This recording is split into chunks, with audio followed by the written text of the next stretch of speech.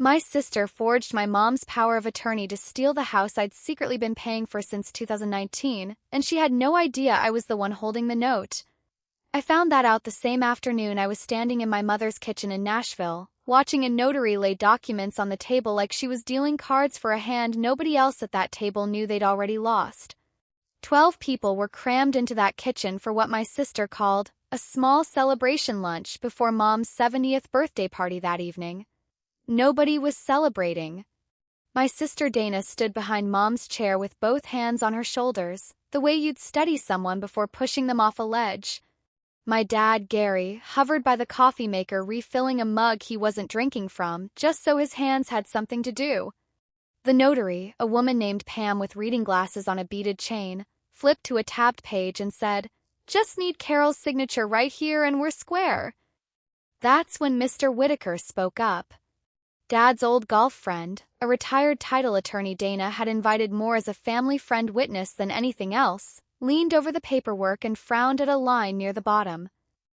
"Hang on," he said. "This isn't going to First Harmony Bank." "Who's Harpeth Trust Holdings?" Nobody answered him. Dana's hands tightened slightly on Mom's shoulders. Dad's mug stopped halfway to the counter.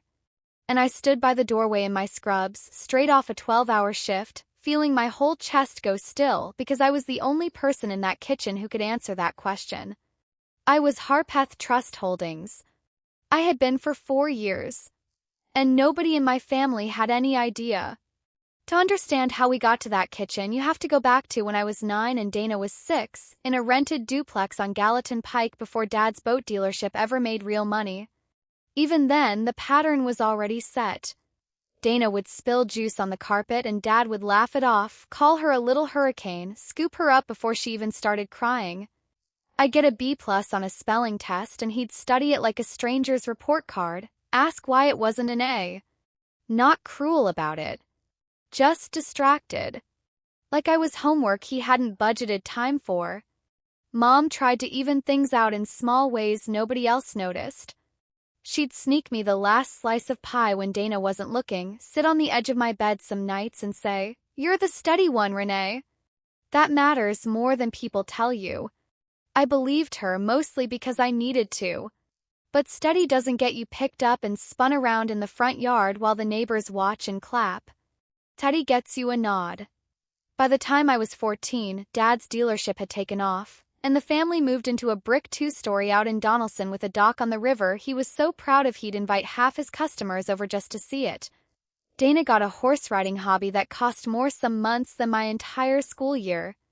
I got a part-time job bagging groceries at the Kroger on Lebanon Pike, because I wanted my own money and because asking for things in that house had never gone well for me. I still remember the science fair my sophomore year.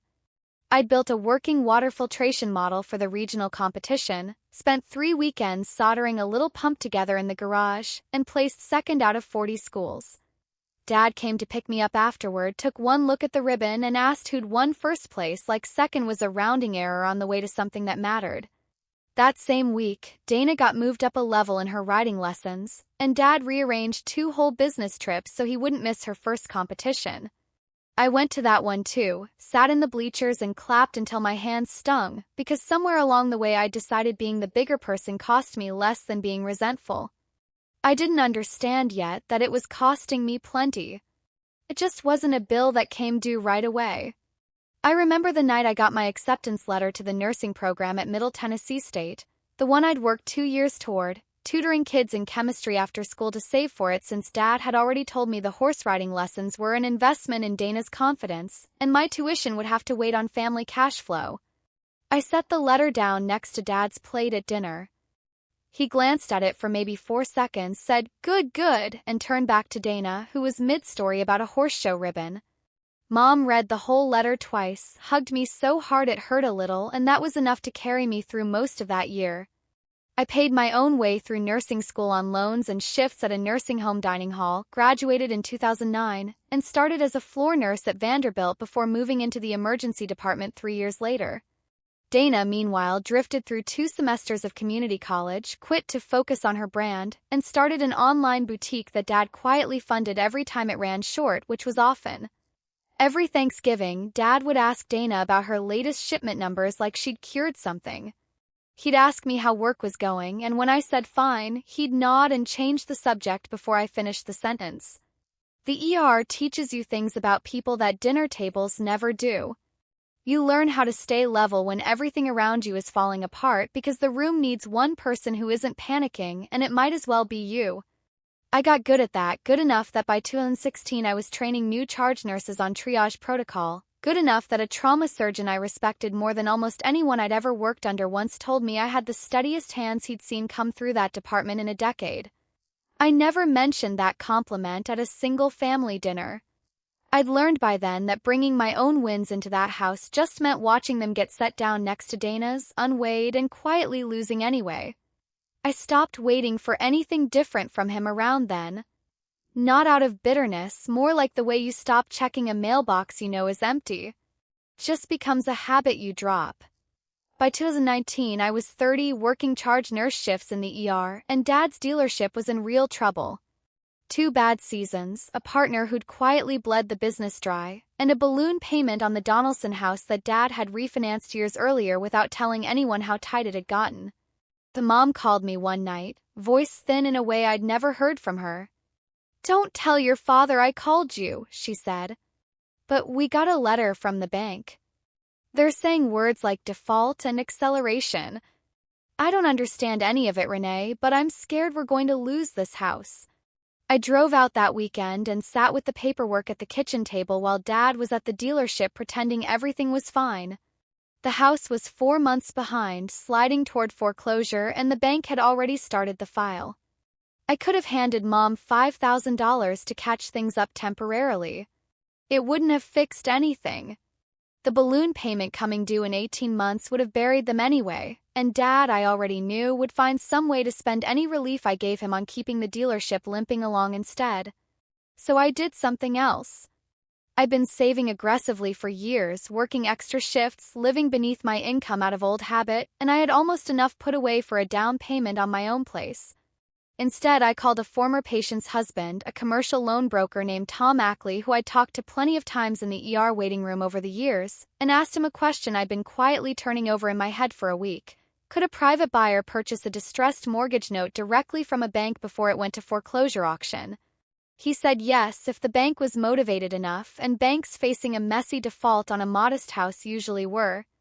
I set up a small LLC, Harpeth Trust Holdings, named for the river that ran behind that house Dad loved so much, and over 6 tense weeks, using nearly everything I'd saved plus a modest personal loan against my own good credit, I bought the note from First Harmony Bank at a discount. Quietly. Legally. Completely under my own name, filed through a registered agent so the paperwork never showed Renee Whitfield anywhere obvious. From that point on, I was my parents' actual lender.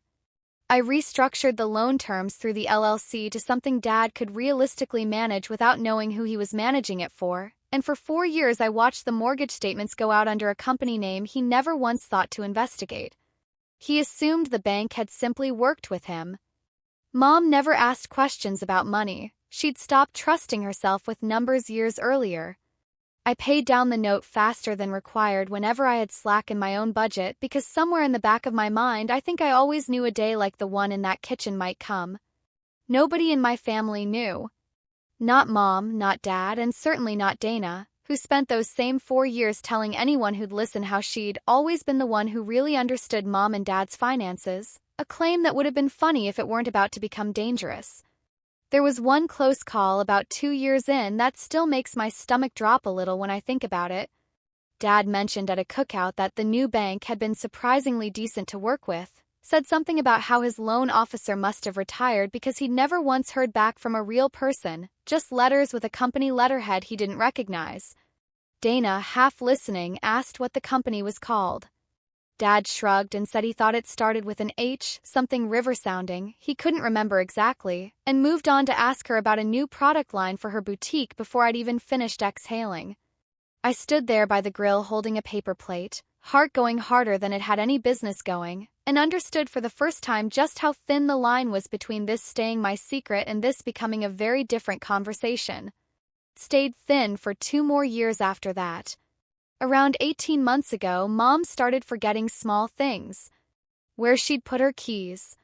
Whether she'd already told you a story that morning. Nothing alarming to a doctor. Her primary care physician called it normal age-related change and ordered routine monitoring, nothing close to a dementia diagnosis, but enough that Dana noticed an opening. Started subtly the way these things usually do. Dana began stopping by more, always with a reason that sounded like devotion. Bringing groceries. Helping organize Mom's mail. Asking gentle, probing questions at family dinners about whether Mom and Dad had thought about what happens to the house down the road, phrased with so much soft concern that anyone watching would have assumed she was the family's most responsible daughter. I noticed it too from a distance, but I told myself I was being paranoid. Dana had never been cruel, just careless with other people's feelings when her own interests were involved.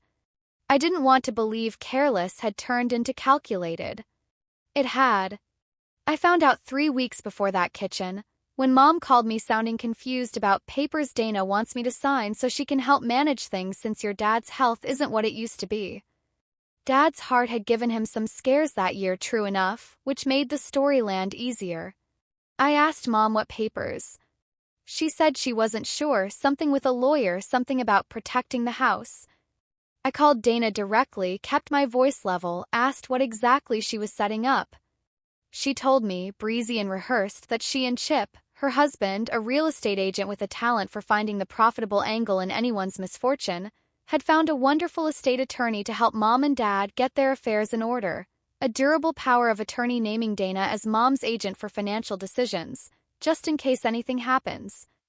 When I asked why I hadn't been included in any of these conversations, she said, in that same breezy tone, "Well, Renee, you work so much, we didn't want to burden you." I didn't believe her for 1 second, and 3 days of quiet digging told me why. Called a friend from nursing school, Priya, whose husband worked property management and had access to the regional multiple listing backend. I asked her, as casually as I could manage, whether she could check if anything was pending on my parents' address. She called me back the next evening, and I could hear the hesitation in her voice before she even said it.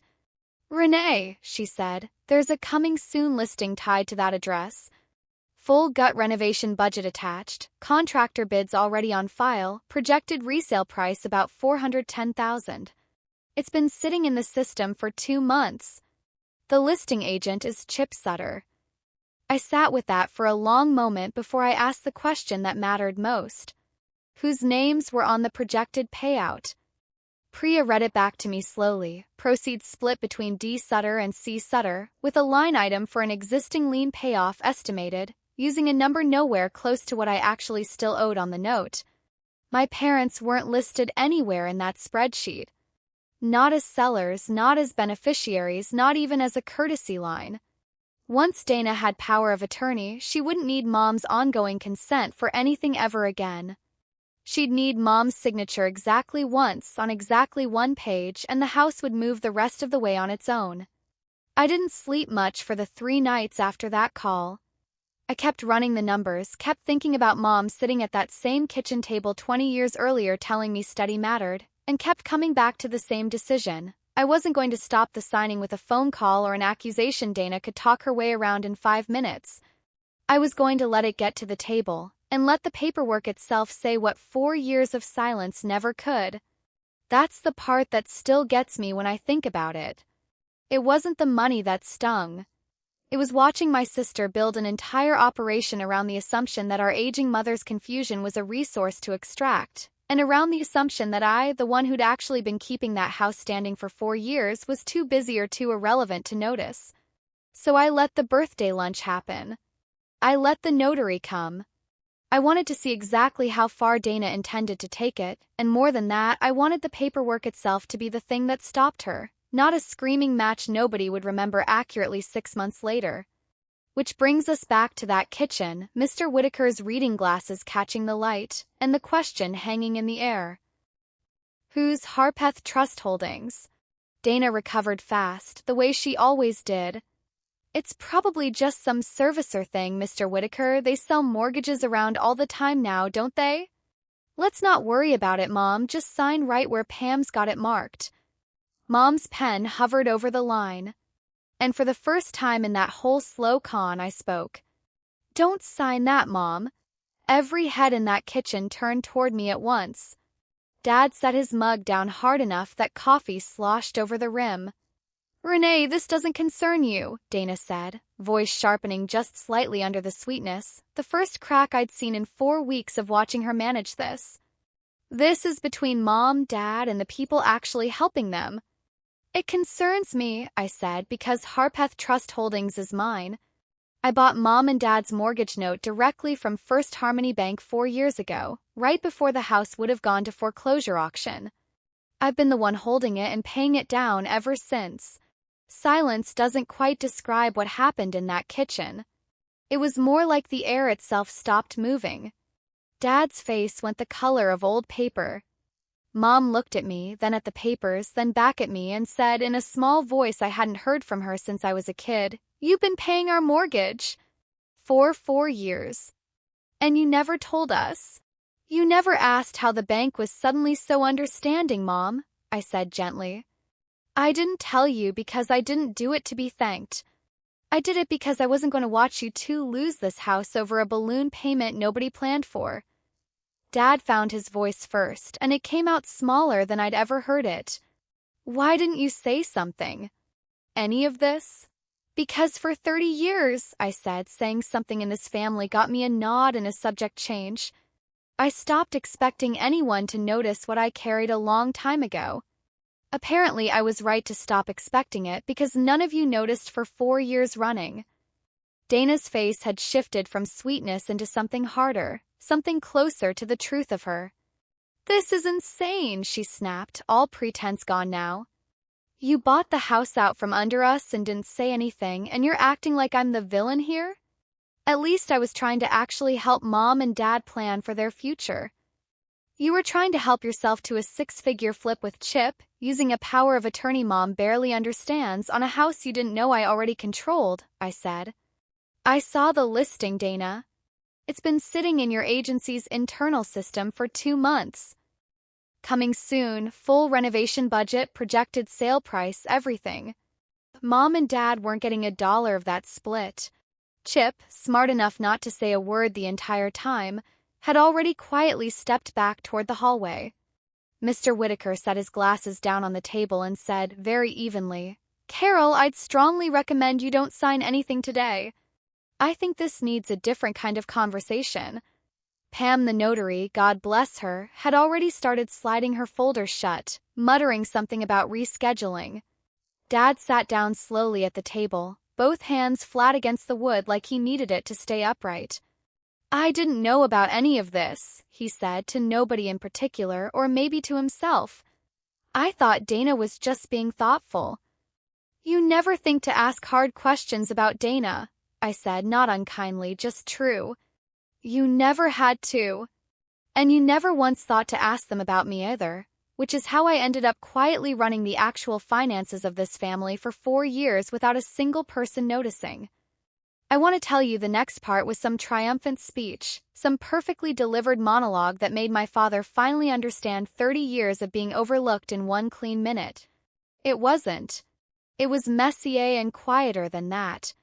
Mom started crying, the kind of crying that isn't loud, just steady tears down a face that had spent decades trying to keep this family smooth on the surface. Dad kept saying, "I didn't know," like the words themselves might undo something. Dana stormed out through the garage door without another word, Chip trailing behind her, already talking low and fast on his phone, probably to whichever lawyer he used for his own deals. Mom reached over at one point and took my hand across the table, still crying, and said, "All this time I thought we were just lucky with the bank. I told your father the loan officer must be a good Christian man." She let out a small, broken laugh at that, the kind that comes out sideways when a person doesn't know whether to grieve or marvel at something. "It was you. It was you the whole time, and I never once thought to ask." "You weren't supposed to have to ask, Mom," I told her. "That was the point. I didn't want you carrying the fear of losing this house on top of everything else you already carry." Dad looked up at that, something moving behind his eyes I hadn't seen there in years. Not pride exactly, more like the first real look he'd taken at me since I was small enough to still expect one. 4 years, he said quietly, like he was still trying to make the number sit right in his chest.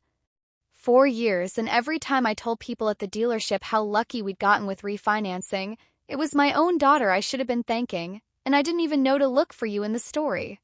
Mr. Whitaker walked me out to my car 20 minutes later, once things had settled into the kind of exhausted quiet that follows a fight nobody actually wanted to have out loud. You know, he said, you could have let that go through and then just told them after. Would have made your point just as well, maybe cleaner. Maybe, I said. But I wasn't doing it to make a point. I was doing it because if Mom signed that paper, the next 4 years would have belonged to Dana and Chip, and Mom would have spent every day of it not knowing what she'd handed away. Here's the part of this I still think about most, more than the confrontation, more than Dana's face when the words "coming soon" came out of my mouth. It's the 3 weeks after, the quiet ones, where nobody in my family fully knew what to do with the truth that had been sitting under all of them for years. Dad called me 11 days later. He didn't apologize the way people do in movies, with some tearful, complete accounting of every slight going back to childhood. He's not built for that, and honestly, I've stopped needing him to be. He called and said, I looked at the mortgage statements from that holding company going back 4 years. You paid it down almost 30% faster than the schedule required. Then a long pause. Then, I don't know how to thank you for that, Renee. I don't think I ever really saw what you were carrying. I told him he didn't have to thank me. What I asked for instead was something more useful than an apology. That he and Mom sit down with an elder law attorney I found through a colleague, someone with zero connection to Dana or Chip, and set up a proper revocable trust naming Mom's care in the house itself, with Mom's right to live there for as long as she wants it written in plainly, no ambiguity, no room for anyone to maneuver around her memory the next time it slipped. Dad agreed without arguing, which told me more than any apology could have. We met with the attorney 3 weeks later, all 3 of us at her office off West End Avenue, going through the paperwork line by line. I made sure Mom understood every page before she signed anything this time, made the attorney read it slow and plain, no rushing, no notary sliding a folder shut the second a pen touched paper. Dad sat in the corner most of that meeting quieter than I'd ever seen him, and at one point when the attorney asked who should be listed as successor trustee if something happened to both my parents, he looked at me and said before I could say a word, Renee. It has to be Renee. Nobody argued with him. For the first time in my life, nobody needed to. Dana didn't call for a while. When she finally did, it wasn't an apology either, more an attempt to explain the flip as something that would have worked out for everyone eventually. I didn't fight her on it. I told her the house wasn't up for that conversation anymore, that Mom's trust now controlled it, and that if she wanted a relationship with me going forward, it would have to exist without her circling our parents' assets like something to be managed. She got quiet on the phone for a long moment and said, I didn't think you even paid attention to any of this stuff. I told her that was exactly the problem for both of us in different ways for 30 years. Mom's 70th birthday party happened anyway, 3 days later than planned, smaller than Dana had originally organized, just close family at the house on the river Dad still loved more than he probably should. Before everyone arrived, Mom pulled me into the kitchen and handed me something wrapped in a dish towel. Inside was my grandmother's old cast-iron skillet, the one that used to hang above the stove in that rented duplex on Gallatin Pike, the one Mom used to fry cornbread in on Sunday mornings when I was small and steady and mostly invisible. Your grandmother left this to me, Mom said, and I always meant to give it to whichever one of my girls turned out to actually take care of things. I think I've known the answer to that for longer than I let myself admit. I didn't say much back. I just held on to it, heavier in my hands than I expected, and let that be enough. I'm not going to stand here and tell you my father and I fixed 30 years of being overlooked in 3 weeks because we didn't, and stories that promise a clean bow on something that messy are usually lying to you. What changed is smaller and, I think, more real. He asks about my shifts now and actually waits for the answer. He calls before Dana calls, not after. And the house on the river, the one I quietly kept standing for 4 years without a single person noticing, finally belongs to the person it was always supposed to protect, on terms nobody can quietly maneuver around ever again. If you've spent your whole life being the steady one nobody thought to check on, the one who handles things quietly while somebody else gets the applause, I hope this reminded you of something worth holding on to. Being overlooked and being unnecessary are not the same thing. Sometimes the people keeping a family standing are the last ones anyone thinks to thank, and sometimes the truth waits exactly as long as it needs to and then it lands anyway. If this story meant something to you, stick around. Silent Revenge has a lot more stories just like it, about the quiet ones who finally get seen. Thanks for listening, and I'll see you in the next one.